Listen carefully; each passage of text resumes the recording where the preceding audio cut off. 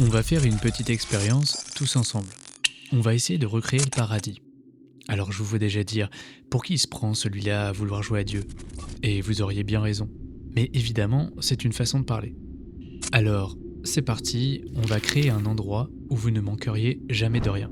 Donc, bien évidemment, ça veut dire de la nourriture illimitée et accessible à tout moment. On va également enlever toutes les menaces extérieures, et tant qu'à faire aussi, on va supprimer les maladies. Ok, là, déjà on est pas mal. Ah oui, et j'oubliais aussi notre espace. Il faudrait qu'il soit suffisamment grand pour que tout le monde puisse vivre confortablement. Et une dernière chose, la température. Disons que celle-ci est idéale en permanence. Si on veut aller plus vite et résumer tout ça simplement, en gros, il n'y a aucun effort à fournir pour obtenir quoi que ce soit. Tout est déjà là et tout est garanti. Maintenant qu'on a posé les bases, accepteriez-vous de vivre dans ce paradis? Je vous pose cette question parce qu'on passe quand même notre temps à rechercher cet idéal dans notre vie. On essaye plus ou moins de construire une vie la plus confortable possible, c'est-à-dire travailler pour ne plus s'inquiéter de l'argent ou encore chercher des relations stables pour ne plus être seul, etc., etc. Je pense que la plupart d'entre vous diriez oui. Tout le monde dirait oui pour entrer dans ce monde parfait. Si vous n'êtes pas encore sûr de vouloir y entrer, essayons de voir ensemble ce qui pourrait bien se passer dans cet environnement parfait. Pour les petits malins qui avaient déjà fait le rapprochement, cette expérience a déjà été réalisée dans la réalité. À une différence près, les cobayes étaient des souris. Et encore une fois, vous allez me dire, des souris, c'est pas comparable. Extrapoler le comportement de souris en cage à la civilisation humaine, c'est une erreur méthodologique grossière. Oui, certes, mais voilà ce que je vous demande de garder en tête. On n'est pas en train de comparer l'humain à une souris. On est en train d'observer ce que fait une contrainte précise, l'absence totale de friction, sur un organisme vivant, n'importe lequel. Et ce qu'on observe, ce n'est pas une particularité des rongeurs, c'est quelque chose qu'on retrouve dans des écosystèmes entiers. Parce que certaines lois, comme la thermodynamique, la biologie ou encore la psychologie du désir, s'appliquent à tout ce qui vit. Pas de la même façon, ni avec les mêmes conséquences précises, mais avec la même direction. Et c'est ce qu'on va explorer tous ensemble. 1972, un scientifique américain nommé John Calhoun construit notre fameux paradis. Il construit une pièce avec plein de tunnels, il y ajoute des mangeoires automatiques, des abreuvoirs inépuisables, il met une température parfaite, et enfin, il n'y a aucun prédateur et aucune raison de mourir. Il place 8 souris et il attend. Ce qui va se produire par la suite changera peut-être bien votre vision d'un environnement censé être le plus optimal et confortable possible. Ok, c'est parti, début de la première phase de l'expérience. Les 8 souris entrent. Au début, tout va bien. Trop bien d'ailleurs. La population double tous les 55 jours et les souris s'organisent et construisent des hiérarchies sociales. Elles défendent des territoires et élèvent leurs petits tranquillement. Au fil du temps, des rôles et des fonctions se mettent en place. Et tout ça ressemble bien à une société qui fonctionne. Pendant ce temps, Calhoun observe et il prend des notes. À ce stade, l'expérience ressemble à une réussite totale, la preuve que des conditions parfaites produisent une vie épanouie. C'est ce qu'on attendait, c'est ce qu'on espérait trouver, et pendant quelques semaines, c'est exactement ce qui se passe. Mais attendez de voir ce qui va suivre. Dans la seconde phase de l'expérience, la population commence à grossir. L'espace devient de plus en plus saturé. Pour le moment, c'est pas très inquiétant, en tout cas pas encore. Mais on observe un changement dans le comportement social. Les territoires se chevauchent et les hiérarchies se dérèglent. En fait, les mâles dominants ne peuvent plus défendre leur espace efficacement, parce qu'il y a trop de monde, beaucoup trop de sollicitations et de bruit social permanent. Et là, quelque chose d'inattendu se produit. Certains mâles commencent à abandonner leur comportement naturel et cessent de défendre et de s'accoupler. Ils se retirent dans les parties périphériques de l'enclos et restent là sans rien faire. Ils n'ont plus rien à voir avec les autres. Tandis que les femelles deviennent agressives d'une autre manière. Elles délaissent leurs petits avant le sevrage. On observe dans le pire des cas des attaques directes sur leur propre portée. La transmission s'arrête parce qu'il y a un danger extérieur et que quelque chose dans la structure sociale s'est effondré. Sans elle, les comportements les plus fondamentaux disparaissent. Le vide commence à s'installer. Nous entrons maintenant dans la troisième phase, qui s'avère être encore plus troublante et plus difficile à regarder. C'est là qu'apparaissent ce que Calhoun appelle les belles souris. Qu'est-ce que c'est ? Eh bien, ce sont des mâles qui ne font strictement rien à part manger, dormir et se toiletter avec une méticulosité presque obsessionnelle. Leurs fourrures sont presque impeccables, sans aucune égratignure parce qu'ils ne se battent jamais et ne défendent plus rien. Ils n'entrent jamais en contact conflictuel avec quoi que ce soit. Ils traversent l'enclos avec une sorte d'indifférence totale à tout ce qui les entoure. aux autres souris, aux nids, aux hiérarchies qui s'effondrent autour d'eux. Ils existent dans une bulle parfaitement lisse et parfaitement vide. Kaloun les regarde et comprend quelque chose qui le dérange profondément. En fait, ces souris ne sont pas malades au sens médical et ne souffrent pas non plus. Elles ne manquent de rien et ont accès à tout ce dont une souris a besoin pour survivre. Mais elles ont complètement perdu tous les comportements qui font qu'un être vivant est autre chose qu'un organisme qui se maintient en vie. Elles ont perdu la capacité d'habiter le monde, de défendre leurs petits ou encore de transmettre quelque chose ou même de désirer quoi que ce soit. Kaloun les observe pendant des semaines et note absolument tout. Ce qui le terrifie, c'est que les souris ne meurent pas assez vite, puisque tout va bien pour elles, comme je l'ai déjà dit. Leur environnement est quasi parfait pour maintenir un taux de mortalité suffisamment bas. Elles continuent, tout fonctionne, sauf qu'elles ont été dépossédées de leurs âmes. Ce que Kaloun comprend devant ces belles souris, c'est que la mort spirituelle précède toujours la mort physique. Toujours. Les corps continuent longtemps après que quelque chose d'essentiel se soit éteint. Et personne ne le voit parce que les corps bougent encore et que les fourrures sont propres. Enfin, arrive la 4e et dernière phase de l'expérience. Et ne vous attendez pas à un final spectaculaire. Non. Les naissances ralentissent puis s'arrêtent. La population vieillit sans se renouveler et les dernières souris nées, élevées par des femelles qui avaient elles-mêmes grandi dans ce système déréglé, ne savent pas se reproduire, ni même de s'occuper de leurs petits. En fait, la chaîne de transmission a été rompue par l'accumulation silencieuse de générations qui n'avaient plus rien à apprendre, parce que plus rien ne leur était demandé. Kaloun ne s'arrête pas là et tente quelque chose. Il prélève certaines de ces belles souris, les plus jeunes et les plus saines physiquement, et les place ensuite dans un nouvel environnement, qui cette fois est plus petit, mais avec moins de congénères. Des conditions qui auraient dû relancer les comportements naturels. Mais rien ne se passe. Les souris ne récupèrent pas et reproduisent exactement les mêmes comportements vides qu'elles avaient dans leur ancien environnement. La mort comportementale est finalement irréversible. Ce qui a été perdu dans le paradis ne revient pas. Ni dans un autre paradis, ni dans un environnement difficile, ni nulle part ailleurs. Enfin, la dernière souris de notre univers meurt en 1973. L'enclos est toujours plein de nourriture, mais n'a plus personne pour la manger. À ce stade-là, vous pourriez vous dire que c'est une expérience sur des rongeurs en laboratoire, et ça ne reflète pas exactement la réalité. Kaloun a observé un phénomène intéressant dans des conditions artificielles, et la réalité est évidemment plus compliquée que ça. Tirer des conclusions directes là-dessus ne serait pas très raisonnable. Sauf qu'il s'est produit quelque chose de similaire dans le Wyoming qui m'a un peu fait tiquer. Et cette fois, on est en dehors de tout laboratoire. 1926, le gouvernement américain décide d'éliminer tous les loups du parc national de Yellowstone. La raison est simple, les loups tuent les cerfs et les cerfs sont populaires auprès des visiteurs et des éleveurs locaux. Les loups, eux, ne le sont pas. Alors, on supprime les loups afin de protéger les proies pour optimiser le système. C'est exactement ce que Kaloun a fait avec les souris, en retirant les prédateurs. Il a protégé les souris et lui aussi a amélioré le système. Regardez ce qui se passe ensuite. Sans les loups, les cerfs commencent à proliférer. Vu qu'il n'y a plus aucun danger, eh bien ils commencent à brouter où ils veulent, quand ils veulent et aussi longtemps qu'ils veulent. Les prairies au bord des rivières, c'est-à-dire les plus accessibles et les plus riches en termes de nourriture, sont dévorées en permanence. Les arbres qui bordent les cours d'eau finissent par disparaître et les berges s'érodent. Les rivières changent de forme et des espèces entières qui dépendaient de ces arbres disparaissent ou migrent. L'écosystème se simplifie, s'appauvrit et perd de sa complexité progressivement. Ce qu'on croyait être une décision pleine de bon sens a déclenché une cascade de conséquences que personne n'avait anticipées parce que personne n'avait compris à quel point le prédateur était central à la structure de l'environnement. 70 ans plus tard, on réintroduit 66 loups dans le parc, lentement et progressivement, de façon presque invisible au début. Même si les loups en tuent très peu en proportion de la population totale, les cerfs ont à nouveau une raison de ne pas s'attarder. Ils commencent à changer de comportement. Et ils ont maintenant une raison de rester en mouvement et d'éviter certaines zones. La peur est de retour, et avec elle, quelque chose que son absence avait lentement défait. Les arbres reviennent et les rivières se stabilisent. L'écosystème se complexifie à nouveau parce qu'on a réintroduit une contrainte. Les écosystèmes sont parfois tellement complexes qu'on ne peut pas tirer de conclusions simples. Les causes sont multiples, rien n'est aussi simple qu'une équation directe entre loup et rivière. Le loup n'était pas l'ennemi de l'écosystème, il était la présence qui organisait tout le reste sans que personne ne s'en rende compte, jusqu'à ce qu'il disparaisse. Et là, on commence quand même à comprendre que supprimer trop de contraintes semble dérégler quelque chose de fondamental. Alors, loin de moi l'idée de conclure bêtement en disant que la souffrance est bonne et que la douleur est nécessaire, non. En fait, ce serait une lecture beaucoup trop simple et classique. Ce qui semble maintenir un écosystème en état de complexité croissante plutôt qu'en état de dissolution progressive, ce n'est pas la souffrance, mais plutôt la friction. Le loup n'est pas là pour faire souffrir les cerfs, il est là pour les obliger à rester en mouvement.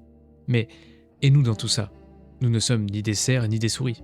Alors, j'ai cherché quelqu'un qui avait réfléchi à ce que ça donne quand on supprime cette fameuse résistance chez l'humain. Et j'ai trouvé un philosophe dont vous n'avez peut-être pas entendu parler. Il s'appelle Byung-Chul Han, il est coréen et enseigne à Berlin. Il explique qu'on ne vit plus dans une société de la répression, plus personne ne nous interdit grand-chose ou on ne nous force plus à quoi que ce soit. Il parle du monde des sociétés de consommation avancées, un monde où, pour une partie croissante de la population, les contraintes extérieures les plus brutales ont reculé. Évidemment, pas pour tout le monde, mais suffisamment pour qu'un nouveau problème émerge. Pour ceux qui ont accès au confort moderne, et ils sont de plus en plus nombreux, presque tout est accessible, presque immédiatement. Et pourtant, quelque chose apparaît de plus en plus, un vide qui ne ressemble pas à la tristesse.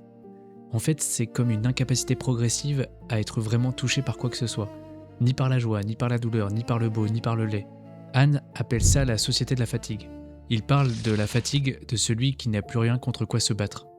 Regardez par exemple comment on a transformé l'ennui. Pendant des millénaires, il était une condition normale de l'existence humaine. On s'ennuyait et on attendait. On restait avec soi-même sans stimulation externe permanente. Et cet ennui qu'on cherchait à remplir forçait le cerveau à aller chercher en lui-même, c'est-à-dire à imaginer, à rêver, à planifier, à désirer. Et je pense que vous savez très bien de quoi je parle. Aujourd'hui, on ne supporte plus d'être dans une file d'attente plus de 2 minutes sans sortir son téléphone. On ne supporte plus de manger seul sans regarder quelque chose en même temps. Tout ça pour dire qu'on a construit des industries entières dont le seul but est de s'assurer qu'aucune seconde de vide ne subsiste. Et on appelle ça du divertissement, ou du confort, au choix. Je dirais qu'on a éliminé notre prédateur.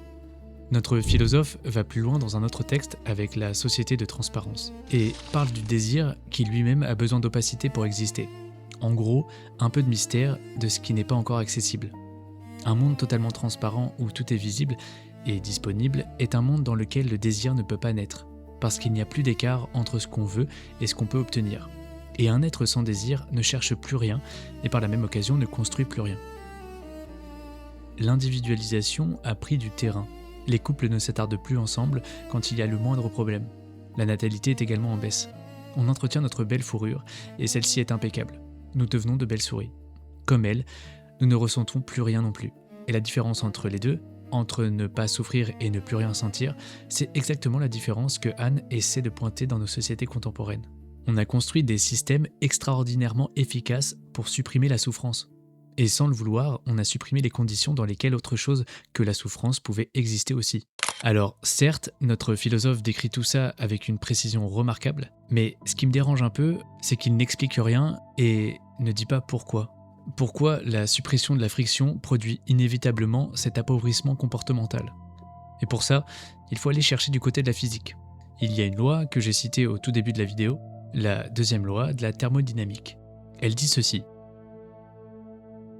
L'énergie se disperse et les structures se dégradent. Et ça, c'est ce qu'on peut appeler l'entropie. L'univers des souris créé par Kalun était un système fermé, parfaitement stable et sans friction apparente. Et conformément à la deuxième loi, il s'est dégradé. Le paradis n'est pas juste psychologiquement toxique, il est physiquement impossible. La thermodynamique l'interdit. Et voilà ce que ça veut dire concrètement pour un organisme vivant. Il ne peut pas se maintenir dans un état parfaitement stable. Il se maintient par ajustement permanent, en répondant à sa manière au stress et en corrigeant ses erreurs, par une adaptation constante à ce qui change. Les biologistes ont un mot pour ça, c'est l'allostasie. C'est un équilibre par friction constante. Vivre, ce n'est pas atteindre un état parfait et s'y maintenir, c'est plutôt compenser sans cesse et s'ajuster. Il faut répondre sans cesse à ce qui résiste. Retirer cette contrainte ou tout ce qui force l'organisme à s'ajuster et le système ne trouve pas la paix. Il perd progressivement la complexité qui le maintenait en vie. Et tout ça sans aucune douleur, simplement dans le vide. Avant d'aller plus loin, il faut s'arrêter sur quelque chose. Le désir comme fonction fondamentale, cette tension permanente entre ce qu'on est et ce qu'on veut atteindre, entre ce qu'on a et ce qui nous manque encore, être ce qu'on est aujourd'hui et ce qu'on pourra devenir. Le désir comme architecture de l'existence, comme ce qui donne au temps une direction et à l'espace une profondeur. Et je dirais même plus, donne une cohérence à l'identité. Bien évidemment, vous vous en doutez, on va parler de Schopenhauer. Ça faisait longtemps. Pour ceux qui dormaient au fond de la classe, c'est un philosophe allemand du 19e siècle. Ce monsieur pense que le désir nous condamne. Concrètement, quand on obtient ce qu'on veut, le plaisir dure un instant, puis le manque revient. Donc finalement, on court après quelque chose qu'on n'atteint jamais vraiment, ou qu'on atteint pour découvrir immédiatement qu'on veut autre chose. Il résume ça avec une phrase très célèbre que j'ai déjà évoquée et que vous connaissez peut-être. La vie oscille comme un pendule, de droite à gauche, de la souffrance à l'ennui. En gros, il n'y a aucune issue pour lui, ce qui lui vaudra d'être rattaché à un courant de pensée pessimiste. Donc le désir est une prison dont on ne sort jamais vraiment. Schopenhauer avait raison sur quelque chose, mais il s'est trompé sur la conclusion. Parce que le problème n'est pas que le désir nous condamne à souffrir, le problème, c'est ce qui se passe quand il disparaît.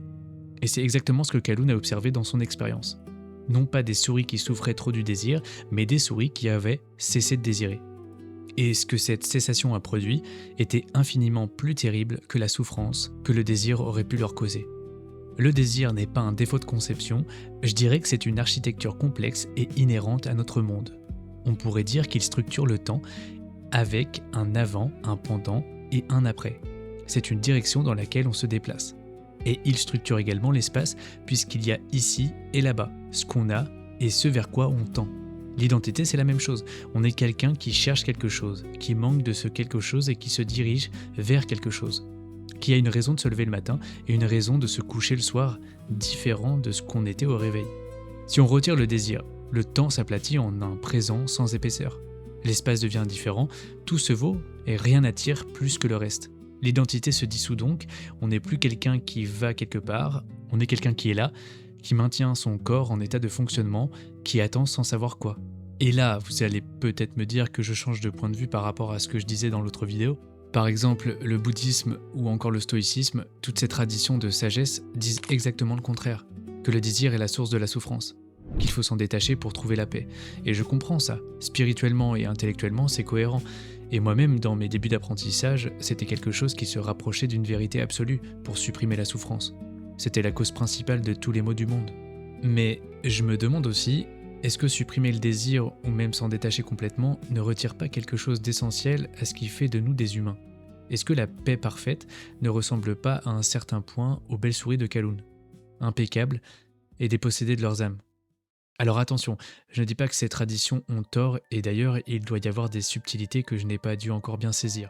Moi je dis que peut-être la réponse n'est pas de supprimer le désir, c'est de le transcender en passant de désirs qui nous épuisent parce qu'ils sont hors de portée à des désirs qui nous construisent parce qu'ils sont alignés avec ce qu'on est vraiment. Changer non pas l'objet du désir, mais le rapport qu'on entretient avec lui. Et pour aller plus loin encore, je dirais changer sa perception du désir et croire qu'on a déjà tout. Oui je sais, c'est plus facile à dire qu'à faire. Le désir a besoin de résistance pour exister, et avec cette destruction s'éteignent toutes les fonctions qu'il portait. C'est-à-dire la transmission, car on ne transmet que ce qu'on a désiré assez fort pour le mériter et vouloir le partager. La protection également, car on ne protège pas ce à quoi on tient assez fort pour ressentir la menace de le perdre. Et aussi la construction, car on ne construit que quand on désire quelque chose qui n'existe pas encore et qu'on est prêt à travailler pour le faire exister. Si on supprime le désir, toutes ces fonctions disparaissent, sans qu'on voit exactement à quel moment le basculement s'est produit. Un paradis où tout est donné d'avance supprime les conditions dans lesquelles quelque chose comme une vie humaine ou une vie de souris peut se déployer dans toute sa complexité. Et un être à qui on supprime ces conditions ne devient pas heureux. Pour moi, il faut s'attarder sur le fait d'être nécessaire à quelque chose. Quand je dis être nécessaire, c'est avoir une raison externe à soi-même d'exister d'une certaine façon, de devenir quelqu'un de précis, plutôt que n'importe qui ou personne. Est-ce que le bonheur parfait qu'on cherche depuis toujours, ce pourquoi on sacrifie des années de vie à construire les conditions de son avènement, est-ce que ce bonheur-là est précisément ce qui nous détruirait si on l'atteignait vraiment? Dans un monde où tout est parfait en permanence, rien n'est parfait. Tout devient impossible à saisir parce qu'il n'y a plus rien contre quoi le définir. Cette incapacité à ressentir quoi que ce soit parce que plus rien ne dérange, c'est sûrement la forme la plus complète de mort qu'on puisse imaginer. Tout le monde connaît Sisyphe. J'aime beaucoup cette référence utilisée par Camus, un homme condamné par les dieux à pousser un rocher jusqu'en haut d'une montagne pour l'éternité. Camus disait qu'il fallait l'imaginer heureux, que la lutte suffisait à remplir son cœur, que l'absurde était la condition humaine et qu'il fallait l'embrasser plutôt que le fuir. Et c'est une belle idée, une idée nécessaire. Mais que se passe-t-il si on retire le rocher ? Si Sisyphe arrive enfin en haut et que quelqu'un de bienveillant, convaincu de lui faire du bien, décide de lui offrir ce qu'il n'a jamais eu, cette paix tant recherchée, faudrait-il encore l'imaginer heureux. L'absurde dans l'absurde. Le rocher était la dernière preuve que Sisyphe avait encore. Une prise sur le monde sans lui. Sisyphe n'est plus Sisyphe, il est une belle souris au sommet d'une montagne. Le problème n'est pas que la vie soit trop dure, c'est qu'une vie trop facile finit par tuer jusqu'à l'envie d'en vouloir plus. Le paradis tue parce qu'il ne demande plus à construire. Et un être à qui on ne demande plus rien, un être qui n'est plus nécessaire pour quoi que ce soit, qui le dépasse, ne disparaît pas dans la douleur, mais dans l'indifférence. Évidemment, il y a un texte dont il fallait que je parle quand on évoque ce sujet. Un texte très ancien que tout le monde connaît, qu'on soit croyant ou non. C'est le Jardin d'Éden. Selon la Genèse, Dieu place Adam dans un jardin parfait avec de la nourriture abondante, une proximité avec le divin et l'absence de danger. Ensuite, Ève est créée à partir de la côte d'Adam. Ils vivent dans un environnement conçu de toutes pièces pour qu'ils n'aient jamais à traverser quoi que ce soit de difficile. Jusque-là, le scénario peut sembler identique à l'expérience des souris. Dieu leur permet de profiter de tout, sauf d'un arbre en particulier, l'arbre de la connaissance du bien et du mal. Et puis, quelque chose introduit de la résistance dans ce jardin parfait. Un serpent. Celui-ci s'approche d'Ève et lui propose de manger le fruit de l'arbre de la connaissance. Ève croque, Adam aussi. C'est à partir de là que tout commence. Le désir naît, la honte naît, et avec elle la conscience de soi, de l'autre et du temps qui passe. L'histoire humaine naît à partir d'une pomme et d'un interdit. Dieu les chasse du jardin. Il condamne Ève à enfanter dans la douleur et Adam à gagner son pain à la sueur de son front. Et depuis des millénaires, on raconte cette histoire comme une faute originelle dont on porte le poids. Mais il y a quelque chose d'intéressant dans la façon dont certains pères de l'Église ont lu ce texte, et qu'on a un peu oublié. Irénée et Théophile d'Antioche pensent que c'est le tentateur qui a commis la faute, et que Dieu a pitié de l'homme. Le bannissement permet l'expiation. La mort existe pour que le péché ne soit pas immortel. Autrement dit, être chassé du jardin n'est pas une condamnation, mais plutôt une chance. Dieu a probablement regardé ces deux êtres dans leur enclos parfait, et a vu exactement ce que Kaloun a vu, des créatures qui s'entretenaient sans vraiment vivre, et avait décidé de les sauver en les jetant dans un monde exigeant, avec de la résistance, un monde qui leur demanderait quelque chose. Il y a d'ailleurs un concept théologique qui résume exactement ça, et que je trouve absolument fascinant. La Felix culpa, la faute heureuse. Saint Augustin et la tradition catholique l'ont formulé dans la liturgie de la nuit de Pâques. Heureuse faute qui nous valut un tel rédempteur. L'idée derrière, c'est que le péché originel, étant la catastrophe apparente dont on porte le poids depuis des millénaires, eh bien en réalité, elle était nécessaire et même providentielle. Car sans cette faute, il n'y aurait pas eu de rédemption. C'est-à-dire que sans la chute du jardin, il n'y aurait pas eu d'histoire humaine. La faute était la condition qui a rendu possible quelque chose d'infiniment plus grand que ce qui existait avant. En fait, c'était le déclencheur de tout ce qui allait suivre. Le serpent dans cette lecture n'est donc pas le mal. Il est plutôt le loup de Yellowstone, celui qui réintroduit de la friction dans un système qui mourrait de sa propre perfection, celui qui relance le désir, la lutte, etc. Celui sans qui Adam et Ève seraient devenus des belles souris. Et pourtant, depuis des millénaires, on prie pour retourner au jardin. On cherche le paradis, on veut éliminer la souffrance, le manque, l'obstacle. On réduit la friction partout où on peut. On reconstruit l'expérience de Kaloun à l'échelle d'une civilisation entière. Et on appelle ça le progrès. Ce qui est fascinant, c'est que même au Moyen-Âge, les hommes croyaient que le jardin d'Éden existait encore quelque part sur Terre, inaccessible, gardé par des chérubins. Et pendant des siècles, les grands voyages d'exploration sont nés à partir de ce désir. S'approcher du paradis, trouver ses traces, et y retourner. Et d'ailleurs, on n'a jamais vraiment abandonné cette quête. Aujourd'hui, on ne cherche plus le jardin sur une carte, on le construit. Avec le confort, la technologie, l'élimination progressive de tout ce qui nous résiste. Mais dans tous les cas, revenir dans ce jardin avec notre esprit d'humain faillible et pervertible ne pourrait être compatible avec le concept de paradis. Un être qui a connu le manque, le désir, la mort, la ruse ou la honte ne peut plus habiter un lieu parfait, sans le corrompre à nouveau. Et ce n'est pas une question de mérite, c'est plutôt une question de compatibilité ontologique. Et voilà donc le paradoxe. Ça veut dire que le parfait est imparfait, puisqu'il ne peut contenir l'imparfait sans cesser d'être parfait. Donc, il ne faudrait pas revenir au paradis, mais plutôt devenir le type d'être capable de l'habiter. Une sorte de transmutation et devenir quelque chose qui n'existe pas encore. Saint Paul, dans ses lettres, parle exactement de ça. L'homme nouveau. Une création qui ne peut pas se faire sans que quelque chose meure d'abord. Et la tradition chrétienne a même un mot précis pour ce processus. C'est la théosis, l'idée de déification, que l'homme ne retourne pas au paradis mais se transforme progressivement, par degrés, tout au long de sa vie, pour devenir capable de quelque chose qui n'existait pas au départ. Ce que Paul résume dans une phrase: ne vous conformez pas au monde, mais soyez transformés par le renouvellement de l'intelligence. L'appel de l'homme à rechercher le salut par l'union avec Dieu, la divination de la matière et la disparition du péché. C'est d'ailleurs ce que promet également le nirvana dans le bouddhisme. La transcendance ne consiste pas à fuir l'humanité, mais plutôt à la traverser jusqu'au bout. Ce n'est pas en refusant d'être homme qu'on devient autre chose. C'est en étant pleinement homme, avec tout ce que ça implique de manque et de mort, qu'on crée les conditions d'une transformation possible. Je crois même qu'à l'époque de Platon, jusqu'à la fin de l'Empire romain, certains avaient déjà compris ça bien avant nous. Par exemple, à Éleusis, au sud d'Athènes, il existait des rituels d'initiation au grand mystère, des cérémonies auxquelles participaient les plus grands esprits comme Platon, Aristote, Cicéron, Marc Aurèle, etc.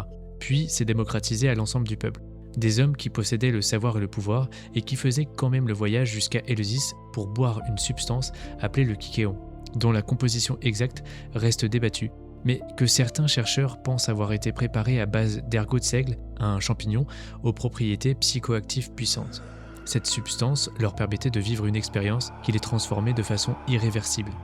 Cicéron, qui s'était initié au mystère d'Éleusis, lors de son séjour en Grèce, écrit dans ses Tusculanes que toute la vie de philosophe est une méditation de la mort, que philosopher, c'est apprendre à mourir. On peut se demander si cette conviction n'est pas née, au moins en partie, de ce qu'il a traversé à Éleusis. Et ce qui est frappant quand on apprend ça, c'est que ces hommes étaient des gens qui avaient déjà tout et ils faisaient quand même le voyage. Ils avaient compris quelque chose qu'on a collectivement oublié, c'est-à-dire le fait qu'on n'entre pas en profondeur dans notre vie sans une rupture symbolique ou une sorte d'initiation. Il y a un mot pour décrire ce qui se passe quand cette traversée n'a pas lieu. Et cette fois, on parle de néoténie psychique. En fait, ce sont des adultes biologiques mais psychiquement inachevés, des gens qui vieillissent sans jamais vraiment passer à autre chose. Par exemple, aujourd'hui, on veut Éleusis sans marcher dans la noirceur du processus. Et on s'étonne de rester des belles souris toute notre vie. Ces anciens savaient déjà quelque chose que Kaloun a redécouvert 2000 ans plus tard. Ce qui est donné sans effort ne transforme pas. Et que le paradis, accessible à n'importe qui, n'importe quand, n'est pas le paradis. C'est l'univers 25. Ah oui, parce que je ne vous ai pas dit. Kaloun a surnommé cette expérience Univers 25, parce que c'était la 25e fois qu'il l'a réalisée. La conclusion était toujours la même. Cette expérience était un avertissement. Recherchez le repos parfait, l'absence de problème ou encore le bonheur garanti, finalement votre petit paradis, eh bien c'est probablement ce qui vous détruirait si vous l'obteniez. La souffrance que vous fuyez n'est pas un bug de votre existence. Ce manque que vous ressentez et cette friction légère entre ce que vous êtes et ce que vous voulez être, cette résistance que vous cherchez à éliminer, c'est la seule chose qui vous maintient vraiment en vie. Nous sommes incapables de trouver le paradis ailleurs qu'en enfer.